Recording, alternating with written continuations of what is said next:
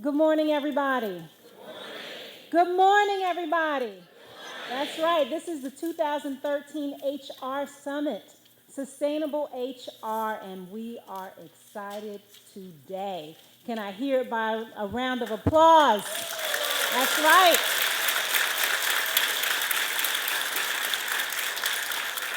When I was walking in with the mayor this morning, he said, "You know, Director, this is the third straight day that I've been here." And I said, "Really?" I was like, "Well, that's good." I said, and he mentioned yesterday you were here for a sustainable event. Was it DDOE, I'm assuming, or was it, yeah. So I said, this falls right in line with what we're doing here, sustainable HR, right? That's right, sustainable HR. Last year, we were cutting through the culture, right? Because the culture is sick. And we've made a lot of great strides, a lot of great changes this year that I'm so excited about. And, you know, Mayor, if you haven't heard, we are paperless in terms of our employment applications. And this has been something that has been in the works for years. That's right. And I'm real excited. I got some numbers last night, and just in 3 weeks, you would not believe the percentage of increase in applications that we've received for the District of Columbia. It's up, our applications are up by 35%, okay? That's just in 3 weeks. And what that means for me is I need to dissect that number, because when we talk about employment for residents in this district, I need to understand what that number is. We do a lot of work, you know, in the HR community within your own agencies, and especially within DCHR, to make sure that we are connecting the dots with DOES to serve our residents. So I'm really, really, really excited about that. This year and every year we make different changes to the event, and one of the things I'm really excited about this year, Mayor Gray, is that this summit doesn't only include our HR community. We've also invited a number of our GCs throughout the government. So I'm going to ask that our GCs, if you're here, I know people are kind of coming and going. If you are representing a general counsel from an agency, could you please stand? We'd like to know where you are, who you are.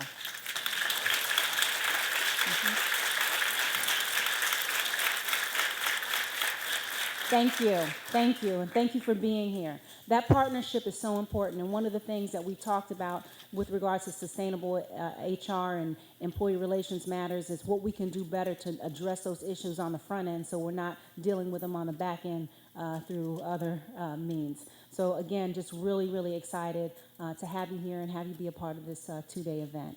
So what I'm going to do without further ado, we have a pretty packed agenda today, is I'm going to ask that our distinguished mayor come up and please address this wonderful group and get us started, okay? Get us started, because it's going to be a great two-day event. And as you can see, I'm really pumped up and I'm really excited to be here, because we are going to learn so much. I mean, we don't get this time together. So I really look forward to this once a year, coming together, collaborating, getting face time, learning together, sharing together. And I can't think of a better way than to have Mayor Gray first kick us off.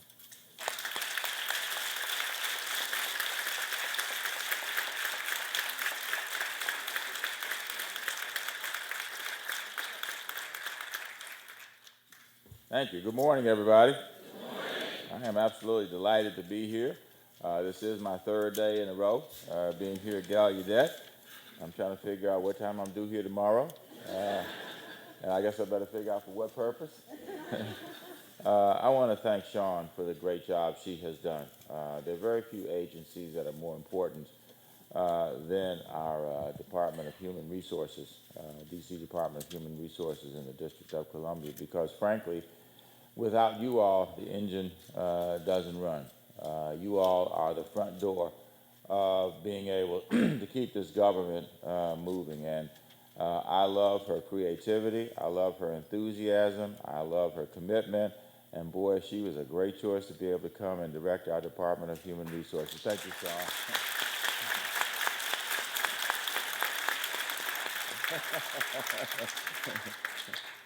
I want to thank our keynote speaker also. She came all the way from Atlanta to be a part of this.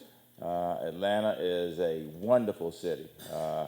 It is vying for the second best city. Second best city in the nation.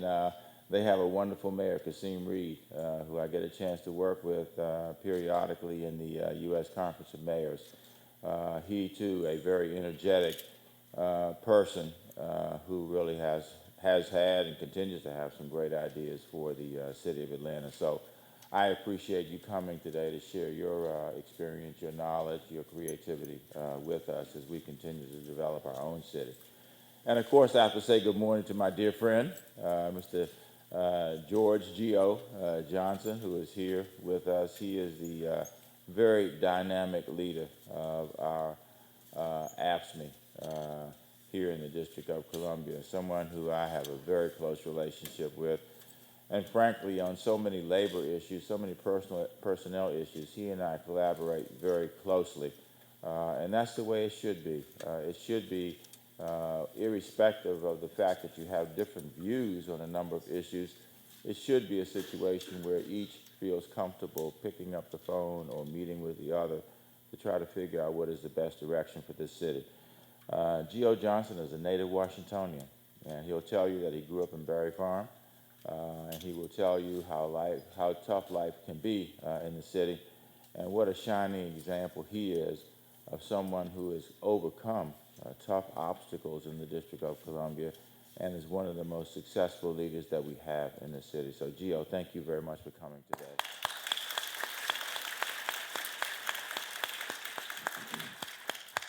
You know, we are a growing and changing city. We are growing by about 1,100 to 1,200 people a month, which is absolutely incredible. We now have, at least by last count, 632,000 people who live in the District of Columbia. And for those who are interested in these kinds of data, we now have more people living in this city than the entire state of Wyoming. We have more people living in this city than the entire state of Vermont, which for those who make these kinds of decisions ought to be a hint to them that it's time for a 51st state in the United States of America.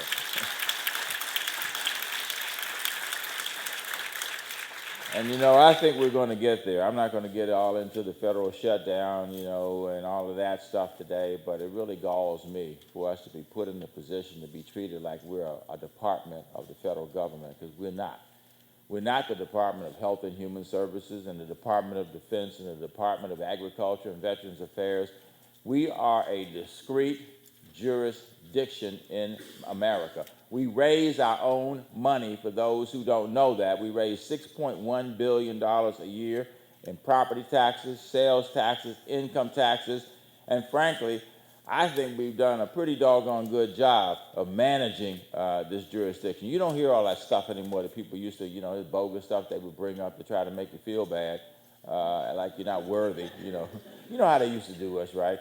As soon as you tried to rise up and be independent, they would say, well, what about this? What about that? What about the other? Well, my answer is, as someone who grew up not only in the District of Columbia, but right in this neighborhood where used to be the true hood, my answer is, well, what about it then, okay?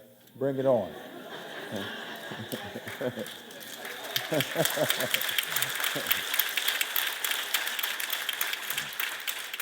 We said, when we started our administration 2 years and 8+ months ago, we set out on a journey to address certain things. We established, many of you have seen the One City Action Plan, and if you haven't seen it or not familiar with it, I would advise you not to admit it, okay? The One City Action Plan is quite simple and straightforward, and that is it establishes 3 goals. One of those goals being to improve the quality of life for all people in the city, to grow and diversify the district's economy, and to educate and develop the workforce in a way that we can sustain the city. Pretty straightforward stuff, actually. But all of those things have implications for you all. We set goals like being able to restore the fiscal stability of our city.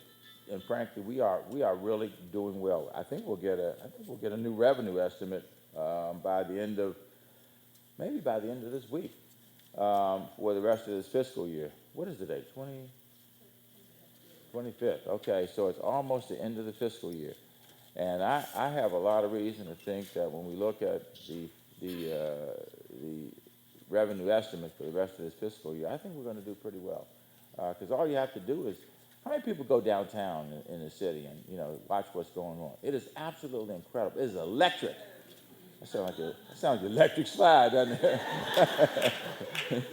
it? It is electric in the District of Columbia. Just go down to Gallery Place. Go down to 9th Street. We had a day a week and a half ago when we had so many things going on. We had 3 ribbon cuttings for restaurants simultaneously. I just went from one block of 9th Street to the next block of 9th Street to the next block of 9th Street. And they all were opening up. And you know why? Because people see the city as so vibrant and so got it going on, you know, at this stage, that people just want to be here. And people are opening up restaurants not because they want to be nice to everybody, because they feel like they can do business and make money in the District of Columbia, and they certainly can. 9th Street, you know, is going on today. Then you're going to see more on 11th Street. 10th Street is about to reopen for the first time in decades. 10th Street will go all the way through from, you know, like Pennsylvania Avenue, Constitution Avenue, all the way north with the new city center about to open. We had a little presentation last night with the ANCs. We now have, believe it or not, we now have $9 billion worth of construction activity taking place in the District of Columbia.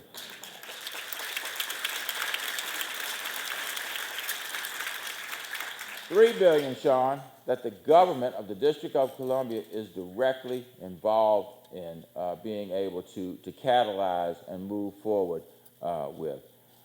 I was just about to say, thank you for asking.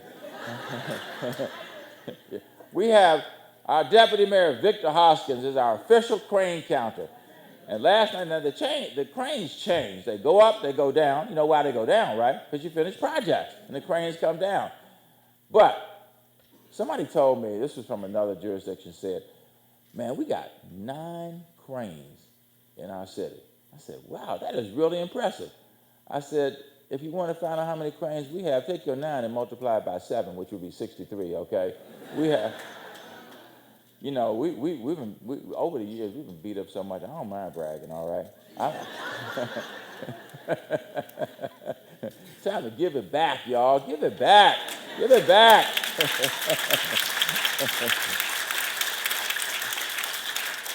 But we did set out within the context of those goals on several journeys to straighten out our fiscal house, which we now have, by the way, in the bank, which is really important for lots of reasons, including our own reputation financially, the bond ratings, which then establish an interest rate for when we borrow money to do things in the city.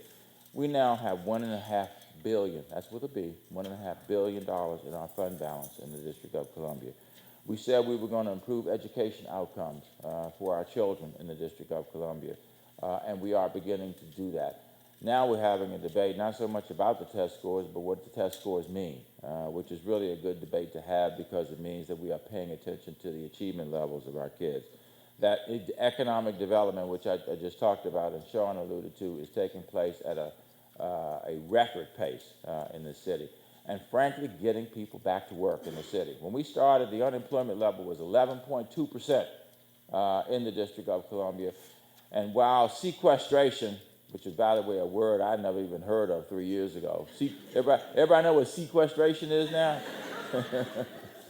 And it's probably not a positive in anybody's vocabulary, right? But sequestration is taking hold, and we're starting, unfortunately, to see the unemployment level go back up because we are shedding jobs in the federal government, which is one of the reasons why we said a couple of years ago, we have got to figure out how to diversify this economy so that there are more jobs in the District of Columbia that people can qualify for and can get, and people will actually want to be here in the city.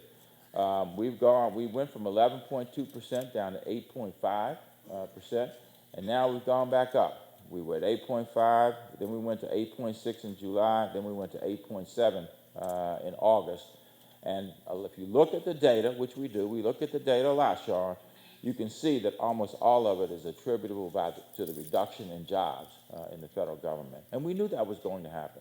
But you know what? That's what good planning is about. That's what it means to have a good HR component in our government, to help figure out what it is that we need in our own government to move forward, and then what are the emerging industries and sectors in the District of Columbia so that you can help us prepare people for those opportunities and attract people to the District of Columbia. You know, there are probably 7 or 8 things that you all need to be concerned about. And first of all, what are the needs? If I ask Shawn and she tells me I don't know what the needs of the District of Columbia government are, which she never would say that, I know that. But if she were to say that, I would say, I need to have a conversation with you, Shawn. Because if you don't know what the needs of the District of Columbia government are, you don't know the needs of the city, and our government then is really without a rudder moving forward. But she does know what the needs are, and I know that, is anybody in here that doesn't know what the needs of the District of Columbia government are? Thank you all for being smart enough not to raise your hand like that. And the other things that we've got to be concerned about, of course, is, what kind of techniques and tactics are we using for recruitment purposes? We made a commitment to improve our public safety apparatus, continue to improve it in the city. And that's one of our key goals. And one of the barometers that I've looked at is, how do we get our police force, for example, up to a certain level of employment? And we said we were going to set a goal, and we budgeted for it, that for the next fiscal year, we would have 4,000 police officers. It's been many years since the District of Columbia had 4,000 police officers. And the reason for that, of course, is we have a growing population, and you want people to feel safe. You want to make sure that you can say that crime is not an issue that people need to be concerned about when they come to the District of Columbia. And we said we were going to do it sometime in 2014. Well, I monitor that stuff pretty closely. And I just got an email the other day that said, with the recruitment class that we have that just came in to MPD, we will be over 4,000 police officers going into fiscal year 14.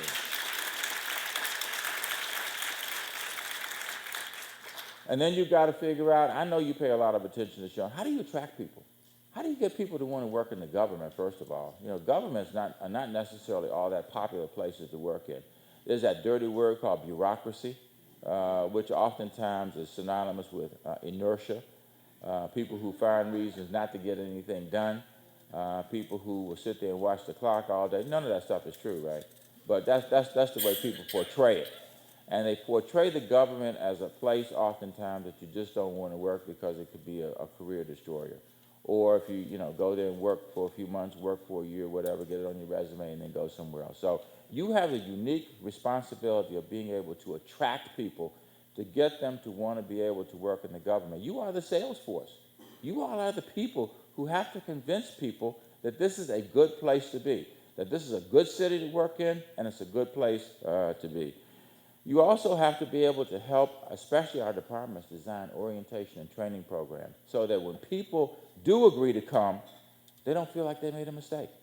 They feel like this is a good place to be. They're working in a dynamic environment, that DDOT really is changing, place, that they are on the front of getting new bridges, our new 11th Street bridges. We're getting ready to put $600 million in the new South Capitol Street bridge. And that being able to design and effectuate that is something that you will be able to look back on at some point and say, I was responsible for helping build that bridge.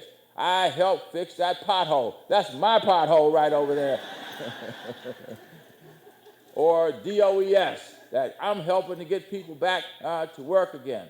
Or the Department of Health. We are having a major impact on bringing down the incidence and prevalence of HIV and AIDS in the District of Columbia. Infant mortality is at its lowest level that it's been in 40, 50 years in the District of Columbia. And yes, we do expect you to be able to tell the truth with all that stuff, right? And then there's the other side of it, and that is, how do we evaluate people? Do we have good assessment instruments so that people, first of all, know what it is that they are expected to do when they come to work, and you don't hit them with the big surprise? Here's your evaluation, and they look at it and say, nobody asked me to do this stuff. How can you evaluate me on something that I was never asked to do? And that's actually a legitimate question. Now, sometimes it isn't legitimate when people say it. They may have been asked to do it, they just didn't do it very well, all right? But we should never be in a position of pointing to somebody and say, this evaluation is a big surprise. When people start out a period, whatever that year may be, they should know exactly what's expected of them. And aren't our HR people the ones who help our managers, our supervisors know what kind of information to communicate in a situation like that? And then appreciation. We've been working hard on that. How do you effectively appreciate 30,000 people? We've been talking for months about an event that we would like to do, and then you start saying, well, how do we pay for it? Well, we can't pay for it out of our budget. Well, can we get somebody in the private sector to pay for it? Oh no, because they got a conflict of interest because they may have a contract or whatever. So at the end of the day, we stand around doing this, trying to figure out what makes sense, and that is to say to people, thank you very much for doing a good job, and we appreciate it. And we ought to be able to, even if it's something as simple as saying those two words, thank you. Every one of us ought to do that every day to say, thank you, I appreciate what you did. I realize you get a paycheck, but you know what? For a lot of people, while they have to have a paycheck, that means more to them than any paycheck that they could ever get. Which is a great retention tool, which is really, I think, the eighth issue that people need to be concerned about. And so there's a couple of others, and I'll finish up, and that is being able to work with our union brothers and sisters. And GO is great with that. I think our government is about 60 to 70% organized. When we got here, it was a pretty bad relationship, wasn't it, GO? And we said we were going to do something about that. I was the chair of the council before I got into this seat. And I'll never forget when GO and a couple of his colleagues came down to testify before me, and they said, we just want to tell you that we are withdrawing from the Labor Management Partnership Council because there is no respect for organized labor, there is no intention to engage us, and we have no partnership.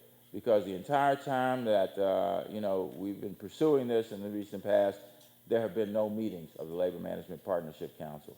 And so when I ran and when I got elected, I said, we're going to change that.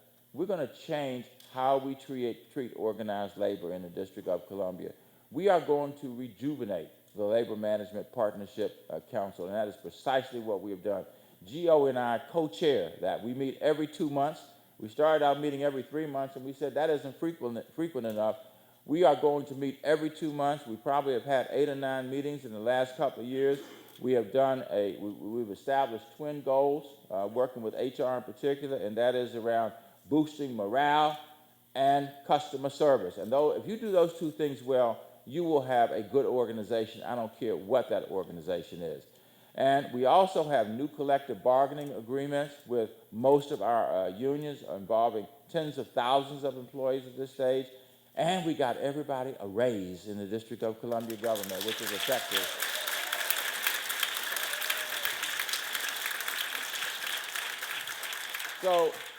So again, and we're going to continue to do that. We're going to continue to make sure that people respect organized labor. Organized labor began, frankly, because workers were treated shabbily. And frankly, that is something that we are not going to do in this government, that we're not going to revert to experiences where people feel like they have no rights and they have no representation. That is not a culture that Shawn has worked to be able to create and sustain a DHR. It's not a culture across this government at this stage, but things change. And so you've got to have structures in place to make sure they are preserved. The last thing I'll say is that we have had a couple of reorganizations because we want to, if you don't continuously change, you're going backwards. And frankly, we created a new agency that I'm really excited. It is about to experience its second anniversary on October 1st, and that is the Department of General Services. I looked at it, I said, man, this stuff is all over the place. We got MPD, we got DPR, we got the schools, we got everybody that does their own thing when it comes to maintenance and construction. And when you have it all over the place like that, it has got to be a problem. So we created, it started on October 1st, 2011, the Department of General Services, and it is phenomenal. what they have been able to accomplish in a relatively short period of time under the leadership of Brian Hanlon. And in about 3 or 4 days, we will be launching yet another new agency, and that is the Department of Behavioral Health. What is that? We are bringing together mental health and APRA, our substance abuse agency. They will come together because we have so many situations in which you have co-occurring experiences among people. About 40% of the people served by one agency actually are served by the other. So if we're going to maximize our use of resources, shouldn't we bring those two entities together? And guess who they have to depend upon to make sure they have the right people working for them to get the job done? That would be the Department of... Man, y'all better be shouting that stuff out. So, again, if I sound enthused and excited, it's because I am. I love the District of Columbia. I am a native Washingtonian. I love being here. When I look at the fact that only 3 out of every 10 people who work in the entire city actually live in the District of Columbia, I don't feel good about that, because it means that we're not being competitive enough to get enough people in the city who want to work in the District of Columbia, who can qualify for our jobs, to be able to step up and do that. If we got that up, by the way, went from, say, 30% to 40%, imagine the additional tax dollars that would be staying in the District of Columbia. Because every time somebody works in the district, wherever it may be, government or outside, and lives somewhere else, they pay their taxes in Maryland or Virginia or West Virginia or Delaware or Idaho or wherever it is they may commute from every day. That money does not stay in the district. Generated in the district does not stay in the district. So I ask you all to keep doing what you're doing. You got a great leader in Shawn Stokes. She has helped to create an enthusiasm that is infectious. We want to bring more people into the District of Columbia who care about the workforce, but also care about the great District of Columbia, and will help us one day, ladies and gentlemen, become the 51st state of New Columbia. Thank you all very much.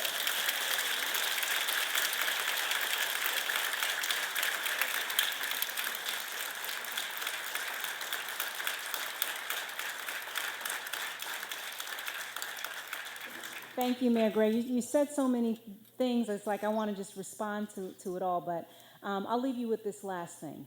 A lot of times people ask me if I'm Washingtonian, and I say yes, because I am Washingtonian. I'm not native Washingtonian, but I am Washingtonian, so I love it, and I've really grown to love the city and love the things that we're doing. So it's just a part of what I'm trying to do and trying to build on your mission and your vision for the city. So it's just a pleasure to serve.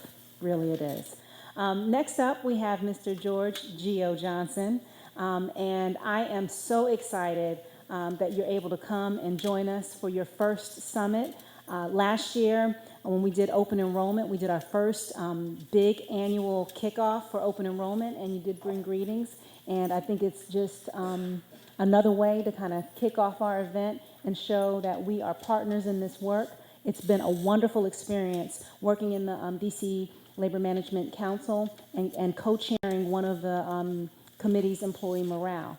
And so that is one of our workshops. We will be sharing a lot of the information and a lot of the work that we've been doing both on the employee morale and customer service side today and tomorrow. And we'll be getting a lot of feedback. We're going to use this group as a subcommittee to react, respond, and give us some information so that we're prepared to present to both you and the mayor during our next meeting in October. So welcome, Mr. Johnson, please.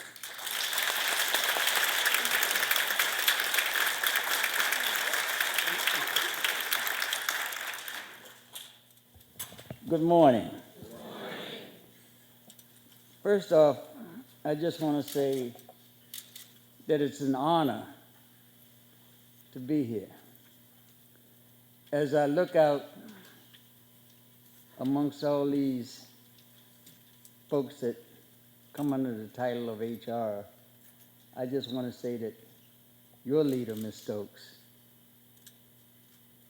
took the bull by the horns and ran with it. So I want to just take a personal privilege and thank her.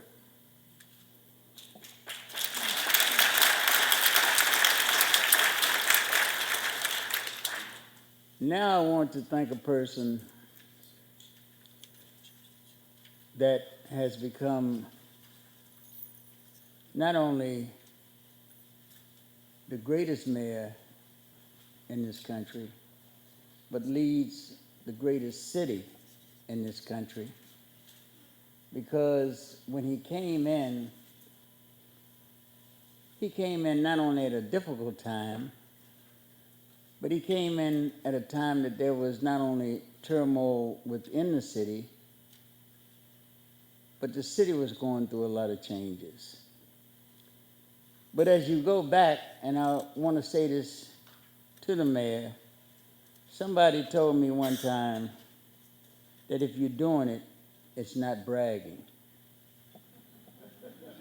And our mayor has made so many accomplishments. He's not a mayor that you see on TV beating his chest every day or bragging about what his accomplishments are, but he's consistent, precise, and untiring in his efforts to do what has to be done. I've worked all over this country, and he's the first individual that I call not only the greatest mayor in this country, but a true friend, not only to me, but to labor and the working class of people, including you, to make sure things are best for the citizens of this city. So to you, Mayor Gray, I want you to understand this, that in your next term, we will bring that up, not only to 4, but it'll be 5, okay?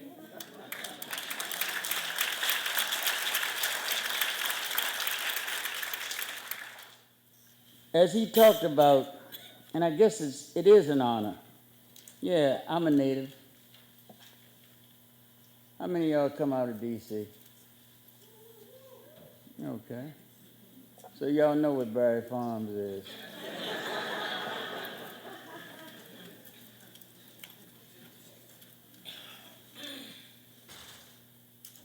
I stand here today, it might have been a time that I might have had a pistol in your face. God had other plans for me. He made sure that I took a different path,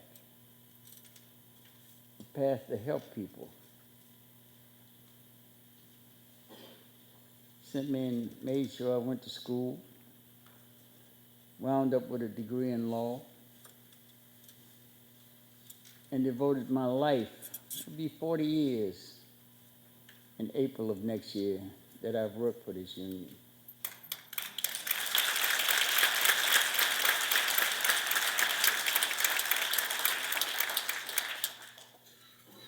But that is only because of folks like you. 25, 30 years ago, it was all adversarial. It's not that no more. I'm here today to tell you the whole landscape has changed. It's not what it used to be. I go back to the Donald Weinbergs and all of that crew. It's not like that no more. As I go through this audience, I got a lot of friends that sit out in this audience today. It's a business in providing the best possible services that we can to the citizens of the District of Columbia. So how do we achieve that? And I know some of y'all got some headaches in some of these unions that you say, what is he talking about? And why is he trying to paint this with a sugar-coated brush?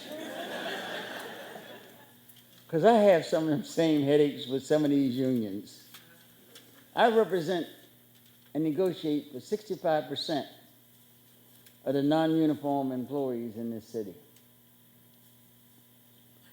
And I have some of them same headaches. But it's because of an education process. When you're taught that there's no middle ground, that everything has to be fight, fight, fight, then that's all you're going to do. Irrespective of what the end result is supposed to be. Even sometimes if it benefits you, you still want to fight. So then we get into a situation that, oh, I got to take my side of the fence and let them take their side of the fence. And you have the same goal in mind. In the Citywide Labor Management Partnership, we came up with 2 goals: Customer Service Initiative and Employee Morale Initiative. What could be more important? As we look, you have a total responsibility of making sure that the day-to-day operation goes on with a lot of umph to it, but without not having as many snags to it that could happen. Or sometimes you just talked about like you fly backwards. But then again, the other side, and I represent that other side, I have to chastise, jump up and down, and fight them on occasion. Because they flying backwards. So how do I bring these 2 groups together? That's the only goal I have now. When the thing came out about the big box bill, why do you cut off your nose to spite your face? I could not understand that. Some people said, oh, he needs it. Well, I didn't believe he needed to. Because in, retrospect, I've been dealing with Walmart for almost 25 years. When somebody makes billions of dollars, it's one thing. When a mom and pop open a store, it's a lot different. Some people can't find mediums to operate on. It's your job and it's labor's job to find mediums. If we all wanted and got the sky, we wouldn't sit in this room and listen to all the things that would help us improve. It would be no need. The world isn't built on, I've got mine, let's not worry about our fellow person. Society isn't built on that.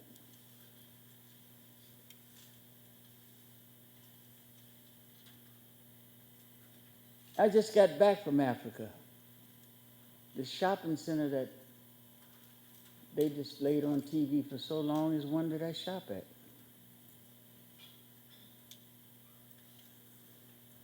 Who would have thought it?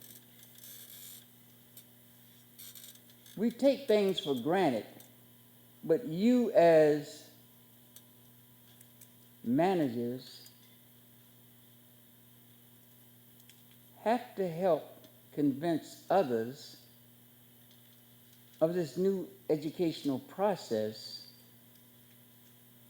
of finding a medium. I'm not saying that that's going to be an easy job. I used to have hair.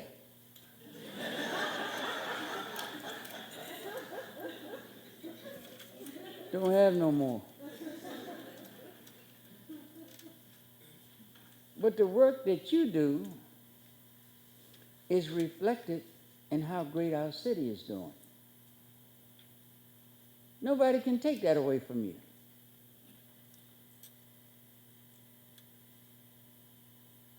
We've tried to make substantial changes in our approach to the way labor presents itself. But we still have, just like any other society, a ways to go.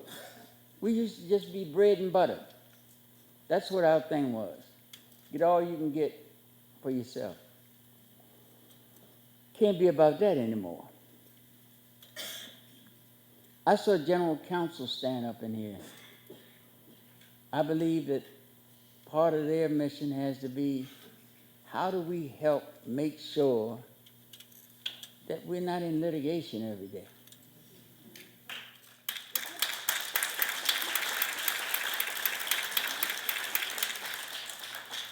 Not only is it time consuming, but it's costly. What we spend in litigation, man hours,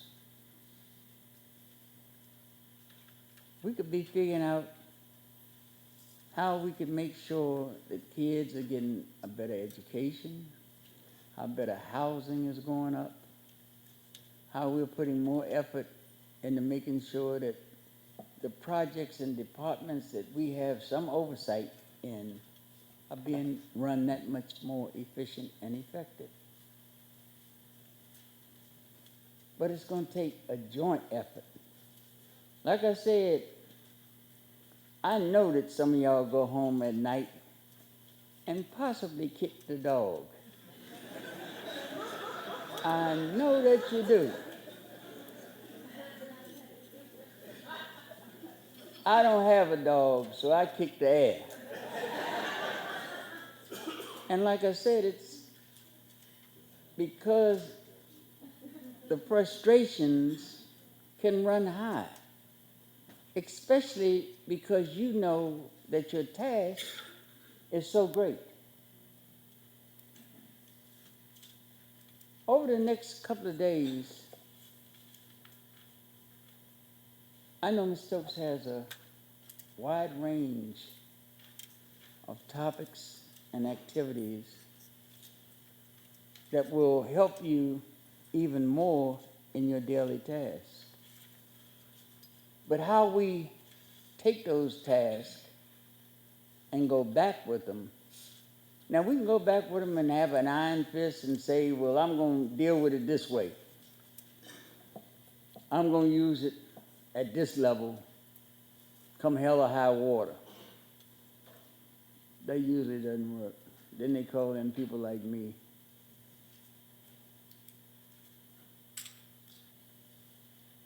But how do we change the entire culture? We've sat down, the mayor and myself, and our whole thing is, how do we make this a win-win situation to better our services to the citizens of the District of Columbia? That's our only thought. It's not about upmanship. He's the mayor. Believe it or not, I work for him. His goals are my goals.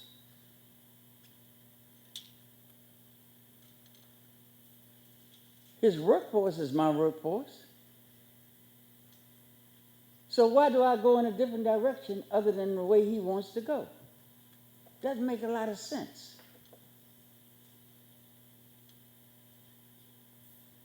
So it's left up to every individual in this room to decide where we want to go from this point on. I believe everything has its place, and in this case, the place is we have to be able to find a common ground for inclusiveness and have education be the lead on this.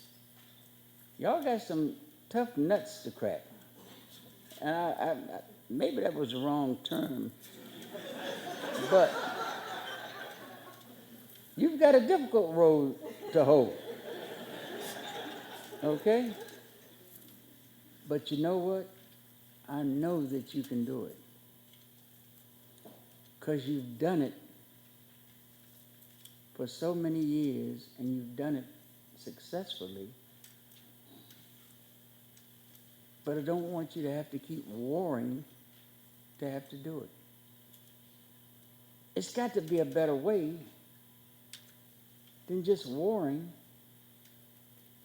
to get a common ground. Because when it all works out, you still wind up where you had to be in the very beginning. That's the part that sort of makes you think about it. You say, oh, hell, I'm right back to wherever we were supposed to be in the very beginning, you know. So as you go on with this conference,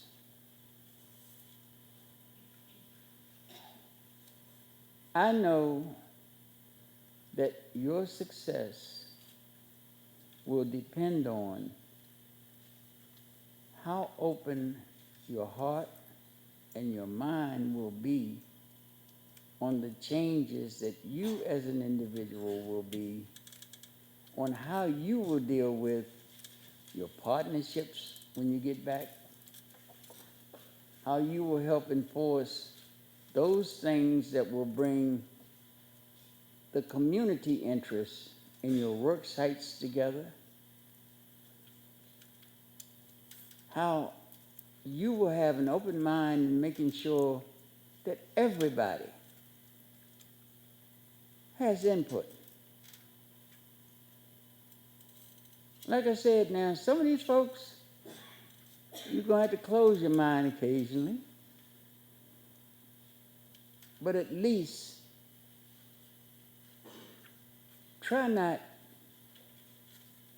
to go in and automatically, even what they did in the past, say, oh, I got to go to war with this person today, because it makes it very difficult to change. And I know that that's easier said than done, because when I leave out of here, I know there are people that I'm going to have to go to war with.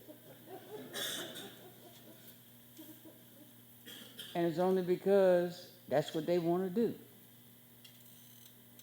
And I'm not talking about managers. I'm talking about people within the labor movement.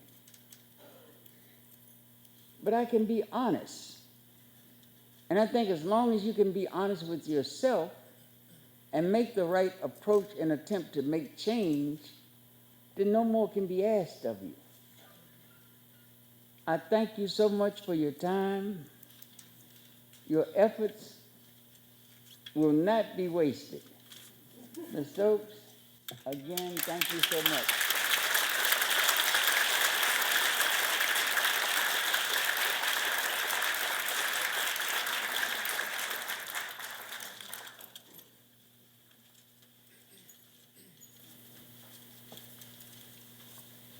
Thank you so much, Mr. Johnson. You know, I appreciate all that you said and just even our interactions, because the thing that really triggered me about your comments really is the theme of this conference, which is sustainable HR. And a lot of times people look to a leader, they look to a person around change. And it's true, you have somebody maybe leading that effort, but there really is a leader in all of you, because I really look at leadership as a behavior. And what is it that each one of us individually are going to do to sustain, or at least help sustain and drive the changes that we're trying to make in DC government around human resources, personnel, matters for the district. So I think that's one of the things that I'd like you to think about throughout the 2 days, the information that you learn, the information that you share. What are you going to do differently? Because, tomorrow's not promised. I may not be here. The person sitting next to you may not be here. But the one thing that has to continue on is the work and how we serve each other, both from a resident perspective and sister agencies. So we need to really think about that and sustaining the good work that we've done together over the past couple of years.